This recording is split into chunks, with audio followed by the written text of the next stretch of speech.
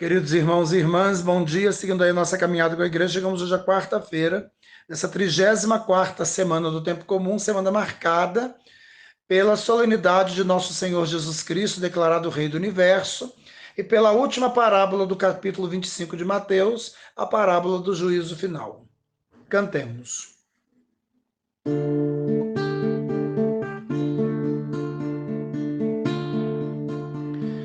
O Senhor é minha luz, Ele é minha salvação, que poderei temer? Deus, minha proteção, que poderei temer? Deus, minha proteção. O Senhor é minha luz, Ele é minha salvação. O que é que eu vou temer? Deus é minha proteção. Ele guarda minha vida, eu não vou ter medo não. Ele guarda minha vida, eu não vou ter medo não. O Senhor é minha luz, Ele é minha salvação, que poderei temer? Deus, minha proteção, que poderei temer? Deus, minha proteção.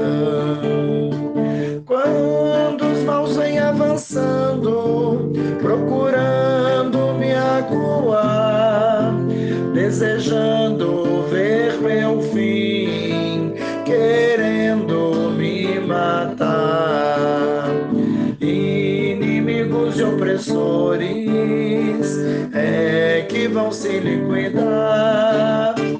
Inimigos e opressores é que vão se liquidar. O Senhor é minha luz, Ele é minha salvação, que poderei temer? Deus, minha proteção, que poderei temer? Deus, minha proteção. Se um exército se armar contra mim, não temerei. Meu coração está firme e firme ficarei. Se estourar uma batalha, mesmo assim confiarei. Se estourar uma batalha, mesmo assim confiarei. O Senhor é minha luz, Ele é minha salvação, que poderei temer? Deus, minha proteção, que poderei temer? Deus, minha proteção. Sei que eu hei de ver um dia a bondade do Senhor, lá na terra dos viventes, viverei no seu amor. Espere em Deus, cria coragem, espere em Deus que é teu Senhor. Espere em Deus, cria coragem, espere em Deus que é teu Senhor. O Senhor é minha luz, Ele é minha salvação, que poderei temer? Deus, minha proteção, que poderei temer? Deus, minha proteção.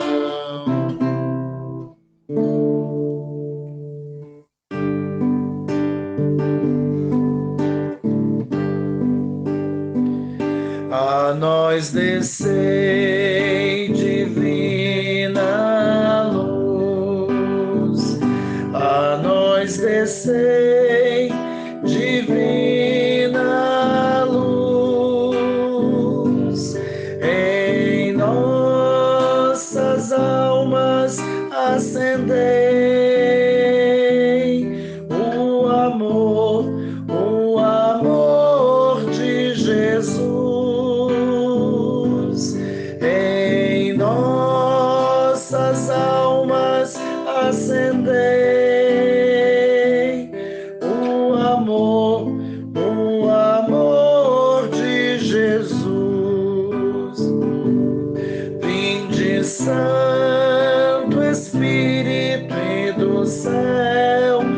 andai, luminoso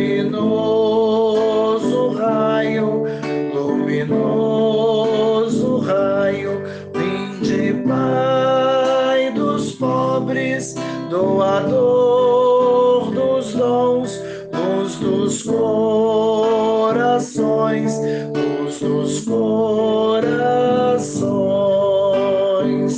a nós descei divina luz, a nós descei divina luz, em nossas almas acendei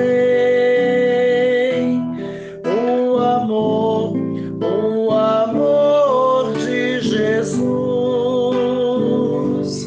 em nossas almas acendei o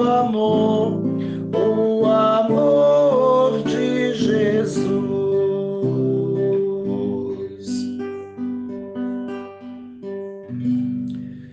Queridos irmãos e irmãs, com alegria seguimos aí a nossa caminhada com a igreja, hoje quarta-feira dessa 34ª semana do tempo comum, última semana desse tempo e do ano litúrgico, semana do juízo final. A parábola escatológica que Jesus conta no Evangelho de Mateus 25, a última delas, nos colocou cara a cara com o juízo final. Nosso encontro final com o Senhor, que na parábola virá com grande poder e glória sobre as nuvens do céu, e assentado no seu trono como pastor, ele vai separar os homens uns dos outros, colocando à direita as ovelhas e à esquerda os cabritos. Critério usado para estar à direita ou à esquerda, ser ovelha ou cabrito, ir para o céu ou para o inferno, de acordo com a parábola, é aquilo que a gente fez. Fizemos um caminho ao longo de todo esse tempo comum, durante todo o ano litúrgico, para compreendermos que a fé nesse Deus que a palavra revela não pode ser apenas oral, discursiva, teórica.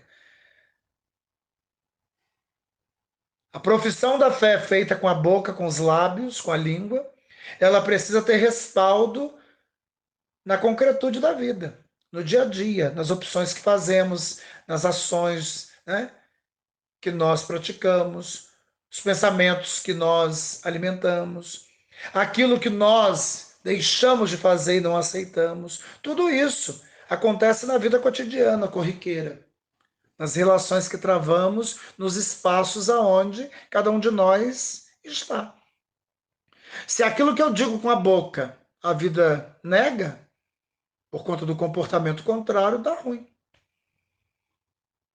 Então, se é fato que ao longo do ano e ao longo desse tempo comum experimentamos Deus como sendo amor, misericordioso, infinito, incondicional, Ele que nos fez a sua imagem e semelhança quer que nós tenhamos em nós esse mesmo amor. E usemos na prática esse amor como Ele usou, a ponto de entregar a vida em Jesus para nos salvar. Nós também. Provamos que aceitamos o seu reinado sobre nós quando, vivendo a experiência desse amor com Ele, amamos os nossos irmãos. E é próprio do amor ir na direção de modo muito particular daqueles que precisam. Por isso, dar de comer a quem tem fome, de beber a quem tem sede, vestir o nu, acolher o peregrino, cuidar do doente, visitar o preso, são obras de misericórdia que revelam o amor de Deus que está em nós. Ah, não faço isso. Então, meu filho, você pode falar muito bonito sobre o amor, mas no final não vai dar certo. Porque no nosso encontro com o Senhor valerá a vida que a gente levou. Com uma vida contrária àquilo que Ele espera, a gente queima o óleo. Com a vida contrária àquilo que Ele espera, a gente enterra o talento. Com a vida contrária àquilo que a gente espera, que Ele espera, ficaremos do lado dos cabritos. E o lado esquerdo são aqueles que se opuseram à vontade de Deus e não o reconheceram nos pobres e pequenos. Deu ruim. Viver concretamente a fé exige que nós tenhamos o comportamento do bom pastor. Ezequiel 34, primeira leitura domingo. Enfaixar a ovelha que está com a perna quebrada, trazer de volta a desviada, tresmalhada, perdida no mundo. Exige que nós cuidemos daquela que está doente, que carreguemos no colo aquela que está fraca, e cuidemos daquela que está gorda e saudável e continua no redil.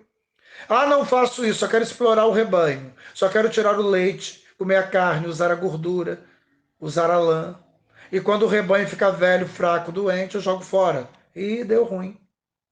Deu muito ruim. A gente precisa entender São Paulo aos Coríntios, primeira carta, segunda leitura domingo. Que assim como Jesus, nosso objetivo de vida é tornar Deus presente em tudo e em todos. Fazer com que Deus seja tudo em todos. Estou fazendo isso? Está tudo ótimo. Não estou fazendo, tem que rever aí o negócio. Última semana, dias finais, últimos dias do ano. Próximo sábado, a partir do meio-dia, novo ano na igreja vai se iniciar. Primeiro domingo do Advento. Como que eu estou concluindo esse ano? Esse ano valeu a pena? O que eu fiz? Como eu vivi?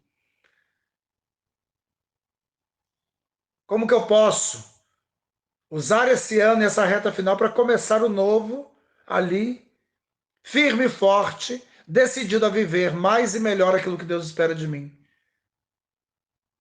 Ou eu estou aí, seguindo.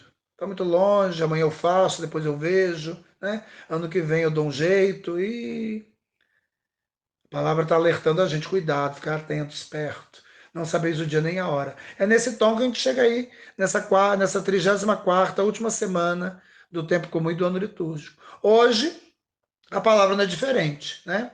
Primeira leitura, continuamos do livro de Daniel. Esse livro, como falamos desde domingo, ele é contemporâneo na sua escritura ao livro dos Macabeus, aos livros dos Macabeus que vimos semana passada. É o mesmo contexto daquela opressão terrível de Antíoco Epífanes IV, né? Que ficou ali na divisão do Império Grego com a área onde estava a Palestina, onde o povo de Deus vivia. E como um bom representante de um governo cruel e profano, usa as duas armas que ele tem para seduzir os povos dominados. Primeiro, as lisonjas, né? Oferece a todos benefícios, riqueza, ouro, prata, prestígio, amizade do rei.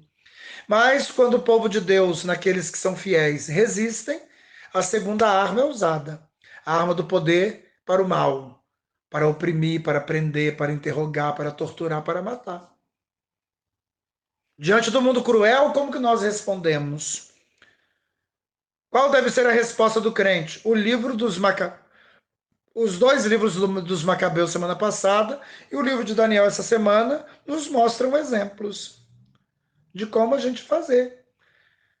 A experiência com Deus e a certeza de que Deus é mais é a pedra de toque para a gente não se deixar enganar, seduzir e nem se amedrontar diante do poder do mundo e dos benefícios que o mundo pode nos oferecer.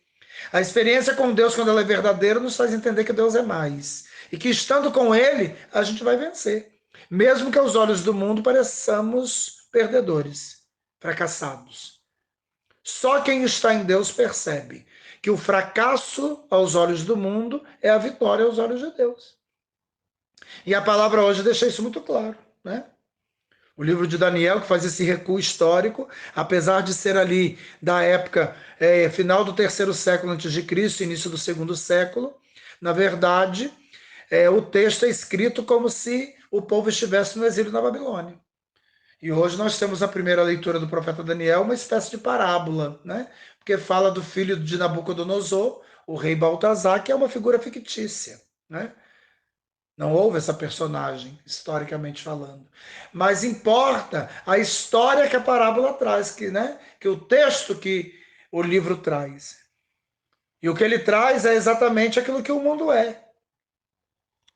O que o texto traz é a capacidade que o mundo tem de tomar posse das coisas e de usar as coisas ao bel prazer, profanando aquilo que é sagrado. O rei Nabucodonosor, quando invadiu Jerusalém, destruiu o templo não sem antes tomar toda a riqueza do templo, inclusive os vasos sagrados, e levou para Jerusalém, para a Babilônia. E hoje vemos o seu filho Baltazar, na história contada, oferecendo um banquete para os grandes da sua corte, e mandando buscar os vasos sagrados que eram usados no templo de Jerusalém, Jerusalém para os sacrifícios a Javé, para agora serem usados como taças da bebida do mundo para se embriagar. Usar os objetos sagrados para um banquete profano. E nesse banquete Deus vai intervir, que no meio da bebedeira, uma mão vai aparecer misteriosamente na parede e vai escrever lá umas palavras, deixando o rei completamente perturbado. E mais uma vez, chamando os magos, os grandes, os inteligentes, os sábios da corte, ninguém conseguia interpretar aquelas palavras. Até que a rainha lembra de Daniel, o sábio que interpreta sonhos. Ontem interpretou o sonho da estátua gigante e da pedrinha que se desprendia. E contou a Nabucodonosor o que iria acontecer a partir daquele sonho, o que aquele sonho significava. Hoje Daniel também é chamado. E rapidamente ele vai interpretar. O rei oferece a ele tudo também, como Nabucodonosor fez, mas Daniel sabe que o dom que ele tem é dom, não é dele. Deus capacita. E se é dom de Deus, ele não pode cobrar, ele não quer nada do rei. Ele vai fazer aquilo para mostrar que Javé é superior aos reinos do mundo e aos poderes do mundo. E as palavras escritas na parede vão demonstrar a fragilidade, a provisoriedade, a brevidade dos reinos do mundo, que parecem fortes, grandes e pesados, mas são fracos, pequenos e leves. E num soprar dos lábios de Javé, são todos destruídos. É disso que se trata, né? Então, a leitura é muito bonita, que nós agora vamos lê-la e meditá-la. Uma leitura longa, né? É capítulo 5 de Daniel, 1 a 6, 13 a 14, 16 a 17, 23 a 28. Saltada, mas que dá para entender completamente todo esse itinerário. É um banquete de ricos, aonde os vasos sagrados são profanados e Deus intervém. Ninguém daquela corte consegue interpretar, só quem está unido a Javé, mostrando a força e o poder de Javé e daqueles que com ele estão. Javé vence o mundo, e quem com ele está vencerá também. Então diz o profeta Daniel hoje, naqueles dias, o rei Baltazar, no caso aqui filho de Nabucodonosor, ofereceu um grande banquete aos 1000 dignitários de sua corte, tomando vinho em companhia deles. Já embriagado, Baltazar mandou trazer os vasos de ouro e prata, que seu pai Nabucodonosor tinha tirado do templo de Jerusalém, para beberem deles o rei e os grandes do reino, suas mulheres e concubinas. Olha aí. É a devastação plena e total. Foram, pois, trazidos os vasos de ouro e prata, retirados do templo de Jerusalém, e deles se serviram o rei e os grandes do reino, suas mulheres e concubinas. Bebiam vinho e engrandeciam seus deuses de ouro e prata, de bronze e ferro, de madeira e pedra. Usaram os vasos sagrados, usados em Jerusalém no templo para oferecer sacrifício a Javé, para que ali fossem objetos de honrarias para os deuses pagãos. Naquele mesmo instante, apareceram dedos de mão humana, que iam escrevendo diante do candelabro, sobre a superfície da parede do palácio. E o rei via os dedos da mão que escrevia. Alterou-se o semblante do rei, confundiram-se suas ideias, e ele sentiu vacilar os ossos dos quadris e tremerem os joelhos. Então Daniel foi introduzido à presença do rei, e este lhe disse: És tu, Daniel, um dos cativos de Judá, trazido de Judá pelo rei meu pai? Ouvi dizer que possuis o espírito dos deuses, e que em ti se acham ciência, entendimento e sabedoria em grau superior. Ora, ouvi dizer também que sabes decifrar coisas obscuras e deslindar assuntos complicados. Se, portanto, conseguires ler o escrito e dar-me sua interpretação, tu te vestirás de púrpura. Olha aí o que o mundo usa para poder seduzir. E levarás ao pescoço um colar de ouro, e serás o terceiro homem do reino. Em resposta, disse Daniel perante o rei: Fiquem contigo teus presentes, e presentei um outro com tuas honrarias. Contudo, vou ler ao rei o escrito e fazer-te a interpretação. Tu te levantaste contra o Senhor do céu.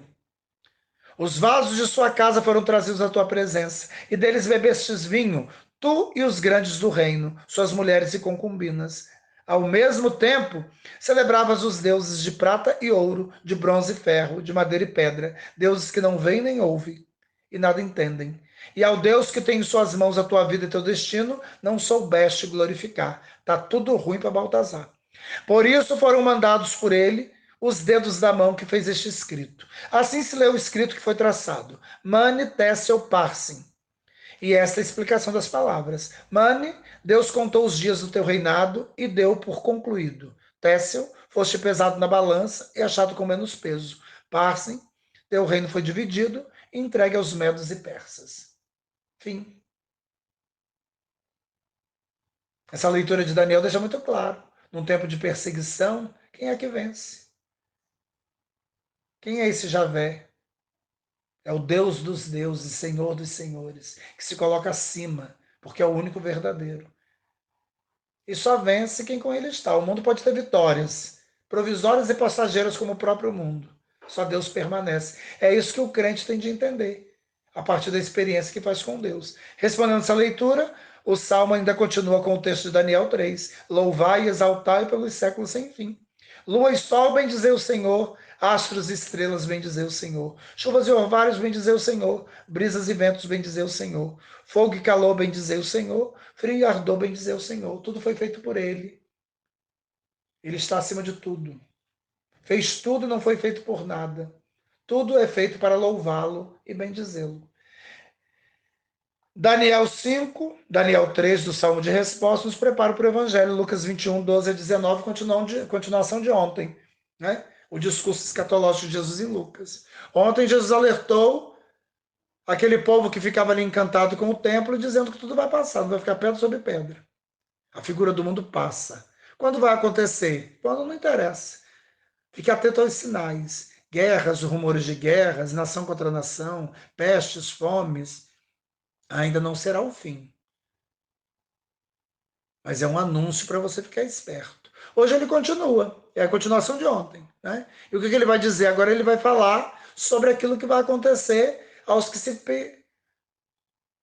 que perseverarem na fidelidade a ele. Não vai ter uma vida fácil. Porque o mundo é contrário. Vimos na primeira leitura hoje.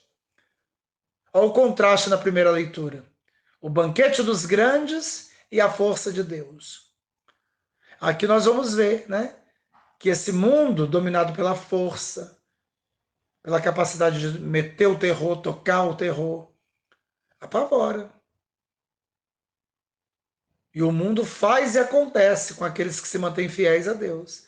É por isso que os fiéis a Deus têm de fazer experiência com Ele a cada dia, a cada instante, sobretudo quando tudo está ruim, para não se perderem, para não se deixarem levar pelas lisonjas e nem amedrontar pela perseguição.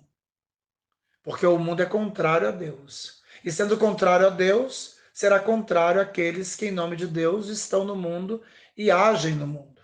Então Jesus faz um alerta aqui, chama atenção, cuidado. Eles vão fazer tudo isso, mas não desistam. Não se deixem abater. Né? É esse momento da perseguição que a fé será provada. Quem foge na hora da dificuldade, fé verdadeira nunca teve, porque fé que só sustenta o momento bom, precisa ter fé. No momento bom, todo mundo se sustenta. A fé te dará sabedoria, vai gerar sabedoria para você enfrentar o mundo, responder ao mundo. Porque Deus estará em você. É disso que se trata. Então diz São Lucas hoje 21, 12 a 19. Naquele tempo, disse Jesus aos seus discípulos, antes que estas coisas aconteçam, que coisa que ele citou ontem. Sereis presos e perseguidos. Sereis entregues às sinagogas e postos na prisão. Sereis levados diante de reis e governadores por causa do meu nome. Em São Lucas 5, versículo 12, início do Sermão da Montanha, Jesus fala, bem-aventurados sois vós, quando vos injuriarem, perseguirem, mentindo falsamente, disserem mentindo falsamente um monte de coisa contra vocês, porque vocês são meus. Alegrai-vos e exultai, grande será a vossa recompensa no céu. Fazei o firme propósito de não planejar com antecedência a própria defesa. Não precisa se preocupar. Se ocupe em viver a minha vontade. Se você viver a minha vontade, na hora do embate eu te dou força. Na hora da discussão eu te dou sabedoria. Palavras sábias, acertadas, que deixarão os interlocutores, eles sim, completamente perdidos e desorientados.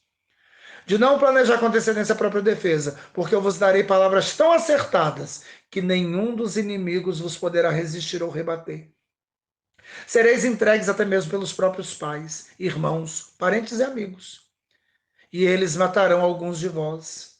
Todos vos odiarão por causa do meu nome, mas vós não perdereis um só fio de cabelo da vossa cabeça. É permanecendo firmes que ireis ganhar a vida. Em São Mateus capítulo 10, Jesus fala: quem perseverar até o fim será salvo. Aqui em Lucas 21, 19, é permanecendo firmes que ireis ganhar a vida. É a proposta de Deus, feita a nós por Jesus. Queremos isso? Sigamos aí. Não queremos?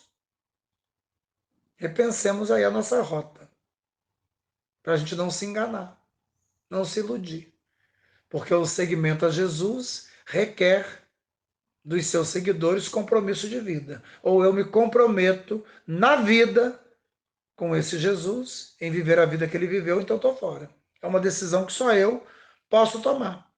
E nessa reta final do ano, é o que Deus espera de nós. Vamos pedir a Deus que ele nos ajude a viver a nossa vida sempre em sintonia com a sua vontade e que, apesar das dificuldades, que nós consigamos ser, né, cada vez mais fiéis àquilo que ele espera de nós.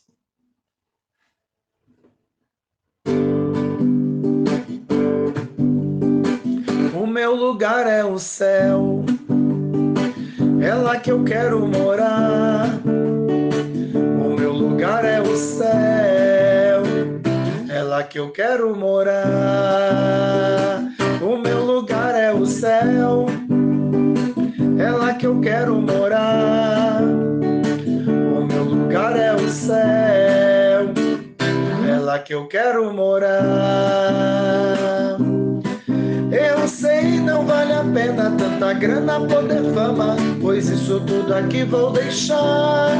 E sei que lá no céu só chega aquele que na terra seus bens soube compartilhar. Por isso todo dia, dia a dia, cada hora, eu sei com Deus eu posso contar. E a cada passo certo que eu der aqui na terra, mais perto dele eu vou ficar. O meu lugar é o céu, é lá que eu quero morar. O meu lugar é o céu, é lá que eu quero morar. O meu lugar é o céu, é lá que eu quero morar. O meu lugar é o céu, é lá que eu quero morar.